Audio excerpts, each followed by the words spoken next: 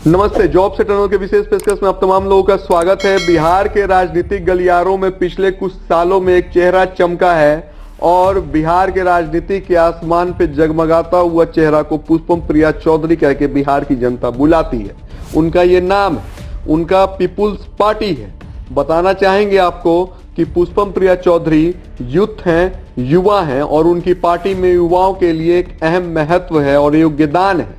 उनकी पार्टी के जितने भी युवा हैं वो विभिन्न अलग अलग वर्ग से जुड़े हुए हैं, पढ़े लिखे तबकों से हैं।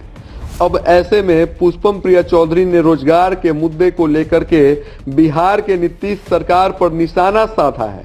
उन्होंने बिहार में उद्योग लगाने और रोजगार देने के मामले में सरकार को शिथिल बताया है। पुष्पम प्रिया ने इसी के साथ साथ उद्योग विभाग को फिर से पुनर्जीवित करने की मांग की है।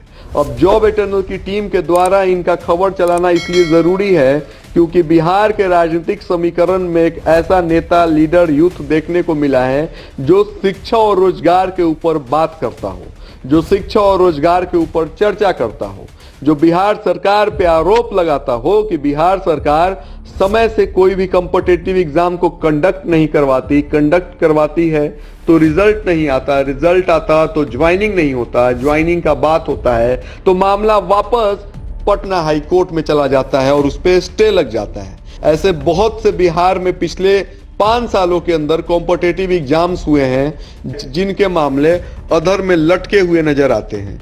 बताना चाहेंगे कि पुष्पम प्रिया चौधरी ने आरटीआई के हवाले से नीतीश सरकार को घेरा है। उन्होंने कहा कि बिहार में उद्योग निगम में कुल 132 पद सृजित हैं जबकि 13 पदों पर ही लोग कार्यरत हैं और 119 पद खाली हैं। यह जानकारी लोक सूचना अधिकारी के हवाले से मिलता है।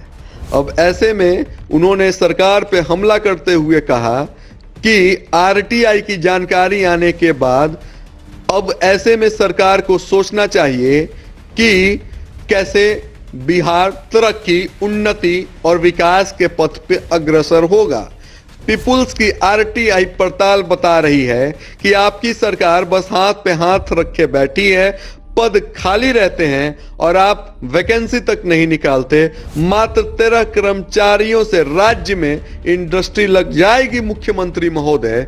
ये सवाल बताना चाहेंगे कि पीपुल्स पार्टी के तरफ से है, जॉब एटर्नल की तरफ से नहीं है। अगर हम ये सवाल पूछते तो हमें फिर भी बागी और हम पे बगावत का आरोप लगा दिया जाता।